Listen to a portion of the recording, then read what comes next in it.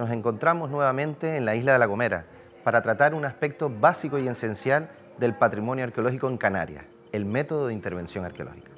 Este capítulo de Ciencia y Patrimonio, coordinado por Juan Carlos Hernández Marrero, arqueólogo y técnico de la Unidad de Patrimonio Cultural del Cabildo Insular de La Gomera y director de este museo, ha planificado una propuesta interesante, como verán a continuación, a partir de la participación ciudadana para tratar aspectos en torno a el patrimonio cultural, el método arqueológico, la historia, la identidad y la cultura de nuestras islas.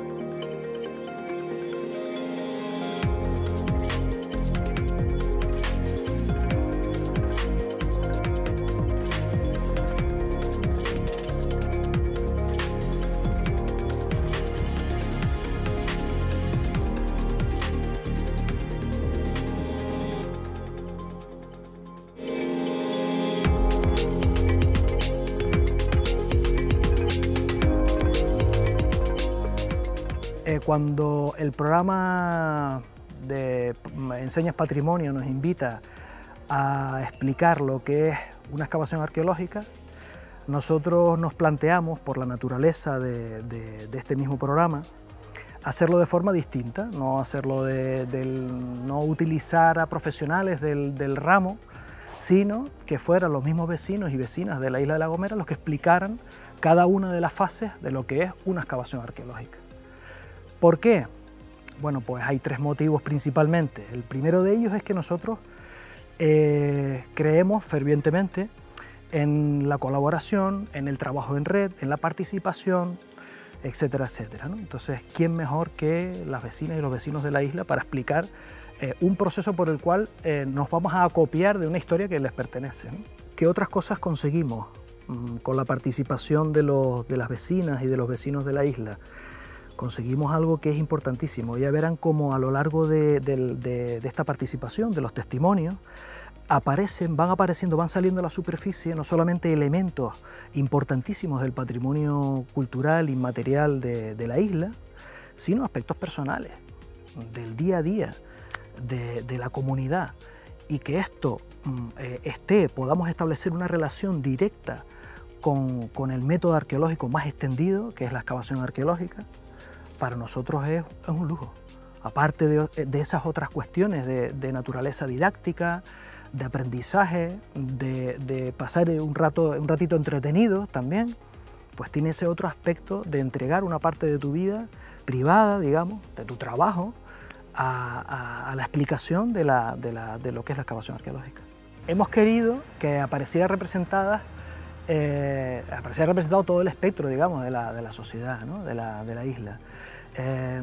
Y de tal forma que la última persona que sale hablando pues, es el hijo del primero que sale hablando.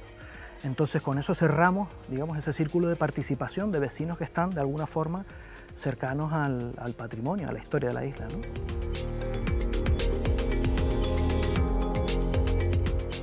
Para conseguir que fuera un poco más distraído y sobre todo que el aspecto didáctico funcionara mejor, lo que les hemos propuesto es que cojan un aspecto de su profesión, de aquel ámbito al que se dedican, y establecieran un paralelismo con algún aspecto de la excavación arqueológica, de tal forma que si vamos hilando todos los testimonios, al final quedemos con una idea continua de cómo funciona una excavación arqueológica, desde el comienzo hasta el final.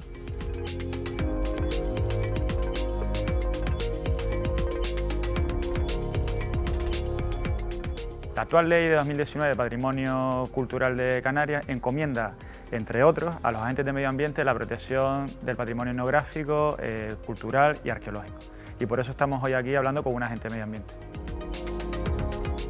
La arqueología es una disciplina que básicamente estudia nuestro pasado, quiénes éramos, de dónde veníamos, qué hacíamos, cómo nos relacionamos entre nosotros, qué comíamos, cuáles eran nuestros recursos, qué maderas utilizamos, qué plantas utilizamos, cuáles las utilizamos para comer, cuáles para sanar, cómo moríamos, cuál era nuestra relación vida-muerte. Vamos, lo que somos nosotros hoy día, pero hace 2000 años. Suena sencillo, pero tiene una gran profundidad y es de una gran importancia conocer y trabajar en la arqueología. Dentro de la arqueología, ¿cómo estudiamos la arqueología? A través de los yacimientos arqueológicos. Y los yacimientos arqueológicos son lugares donde hay evidencia del paso humano.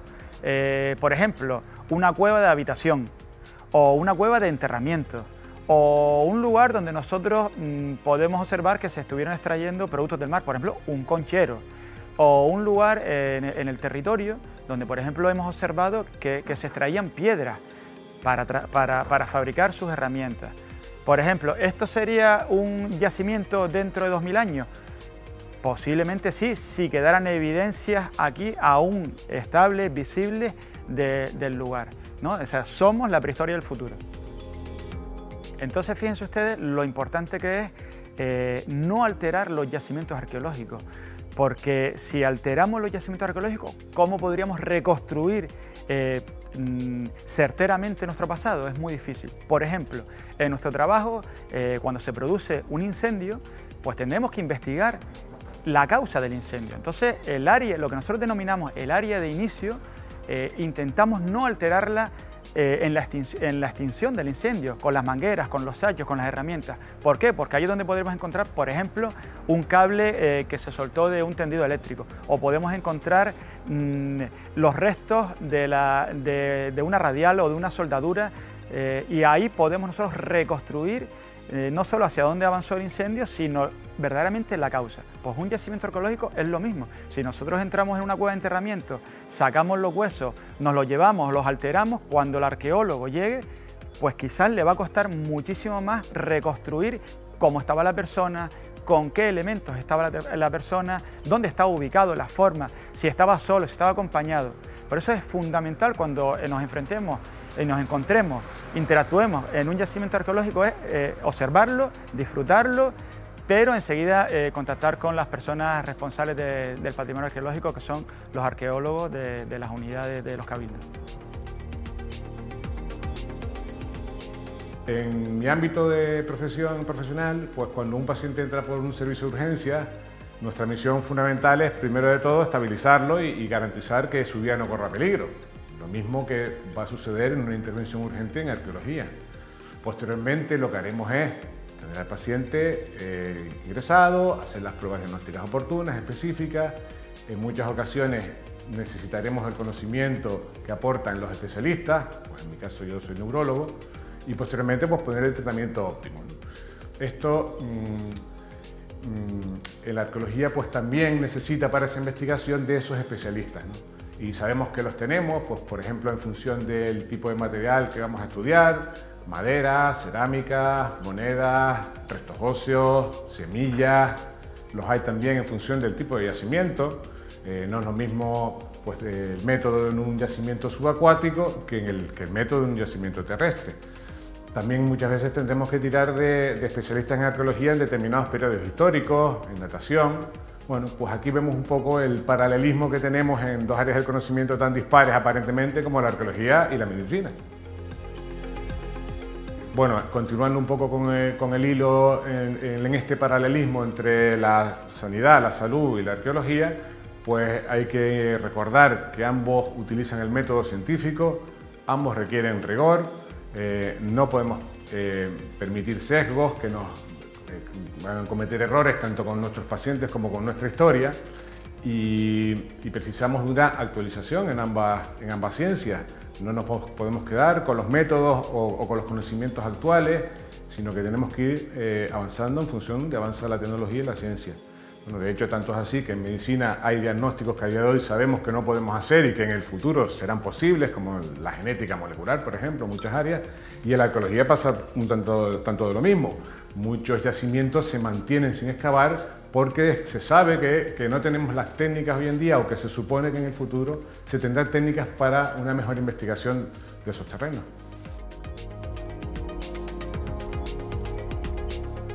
La arqueología es una disciplina de la historia.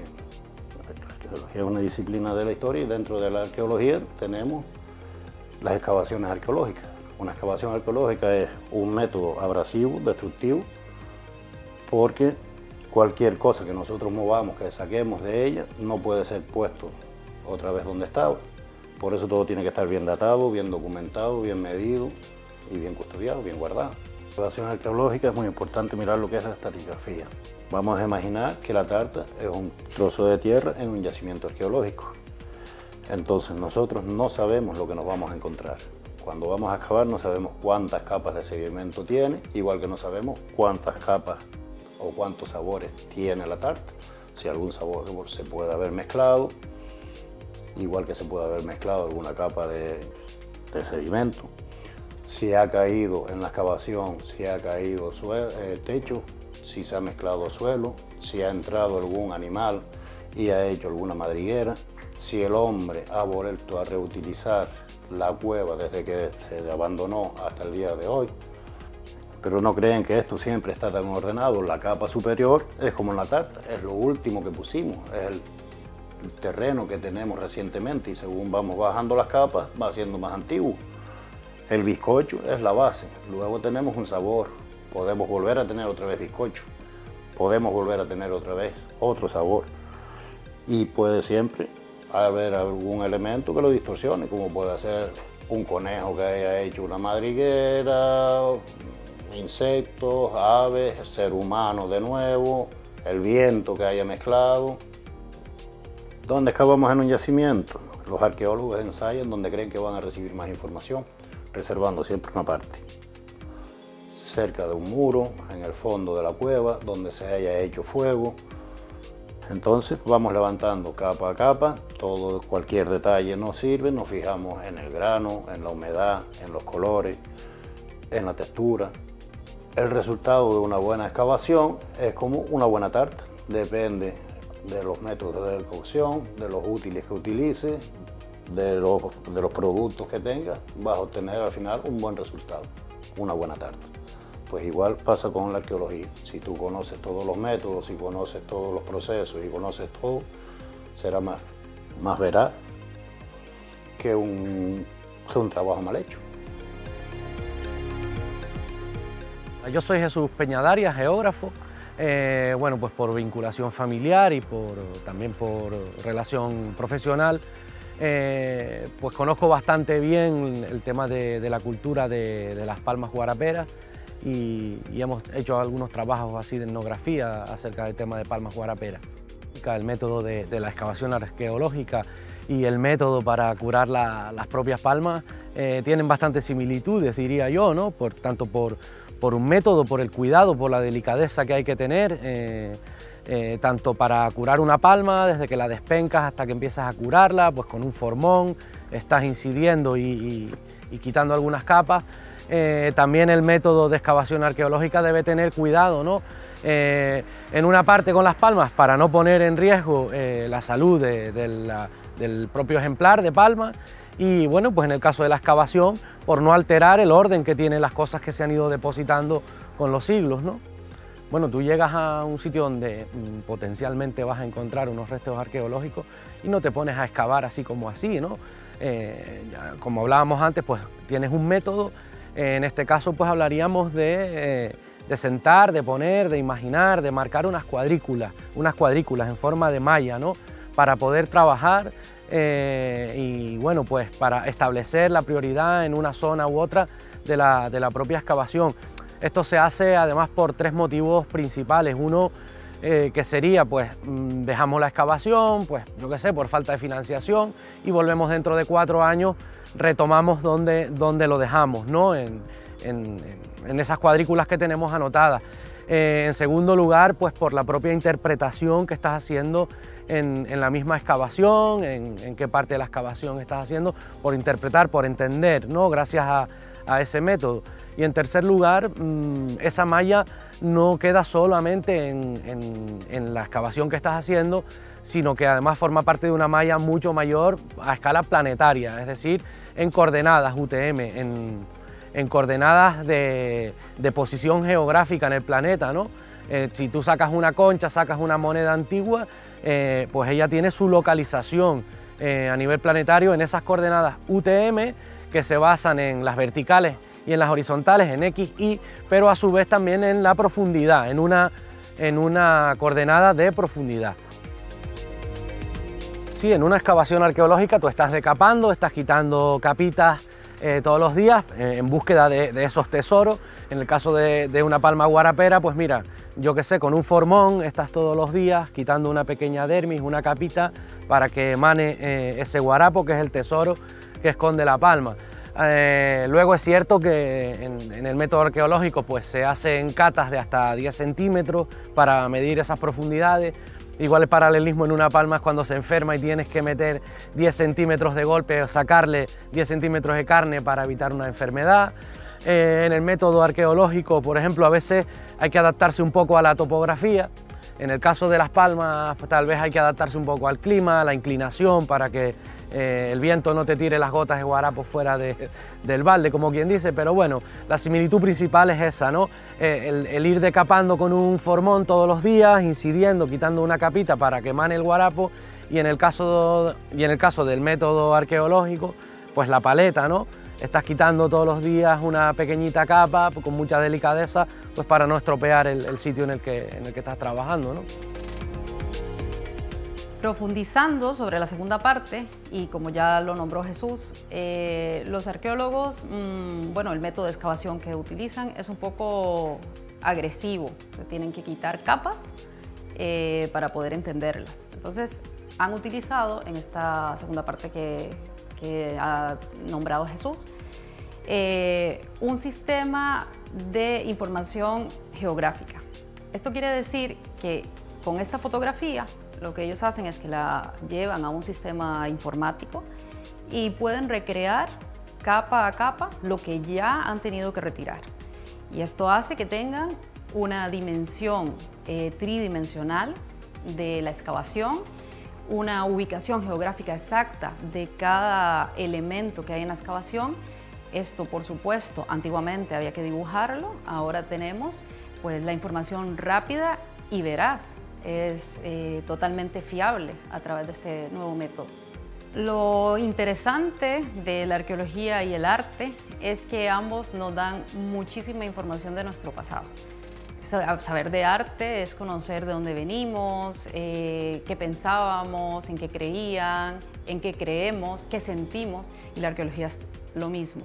Entonces, tener métodos que nos mejoren esa información nos va a enriquecer como sociedad, tanto en el arte como en la ciencia. Mi nombre es Lucía Pérez Ramos, soy la titular de la farmacia de Vallehermoso y voy a explicarles un poco cuáles son los paralelismos entre la arqueología y la farmacia. El principal es el orden. Cuando nosotros recibimos los pedidos, siempre nos vienen en unas cajas o cubetas o cajas de cartón y viene todo mezclado. Es como una gran montaña de medicamentos. Si nosotros no colocamos todo esto, lo registramos debidamente en nuestro programa informático, fechas de caducidad, número de lote, pues no sabemos luego ni lo que tenemos, ni cuándo caduca, ni si funciona, si tenemos o no. Entonces, en una excavación arqueológica, cuando se abre una cueva o se encuentra algún yacimiento, pasará lo mismo. Hay un desorden ahí y todo eso tiene que ser clasificado y registrado para luego llevarlo a los museos. En nuestro caso, el museo sería algo como este mueble, este armario, donde vamos guardando y colocando todas las cosas. Los colocamos según orden alfabético o fechas de caducidad y sobre todo por la forma farmacéutica, como les he dicho antes. Entonces, en una excavación es muy importante todos los materiales que hay dentro, pero algo muy olvidado ha sido siempre la tierra o el sedimento, como hablan los arqueólogos. En el sedimento hay incluso partículas que nosotros no podemos percibir dentro de la tierra, entre cada partícula de arena, y cada uno de esos materiales debe ser estudiado por un profesional diferente. El especialista de la madera, el especialista de los minerales, y así luego puede ser todo clasificado debidamente en los museos, registrado y clasificado para luego poderlo encontrar en el momento en el que haya que buscarlo, como nosotros cuando tenemos pacientes y tenemos que dispensar medicación o lo que necesite. Yo los he citado aquí porque soy profesora aquí en este centro y me gustaría destacar la importancia de la etapa del desarrollo infantil y de los adolescentes y cómo desconocemos totalmente ese aspecto en las prehistorias del mundo. No tenemos información sobre el desarrollo de los niños y los adolescentes en las sociedades del pasado, cómo era su día a día, cómo era su vida. Y además en las fuentes que usamos para investigar sobre la prehistoria de Canarias no aparecen datos sobre este aspecto. En una excavación arqueológica se generan dos documentos fundamentales, principalmente el diario de excavación, que es donde se registra toda la información del día a día, del proceso de trabajo, las cosas que van apareciendo, los materiales, las impresiones y las opiniones de los arqueólogos, de los investigadores. Y bueno, eso es un diario, ¿no?, que se recoge la fecha y se empieza anotando según se va trabajando, pues las cosas que van apareciendo y la información que nosotros vemos in situ, ¿no?, en ese momento. Todo eso queda registrado.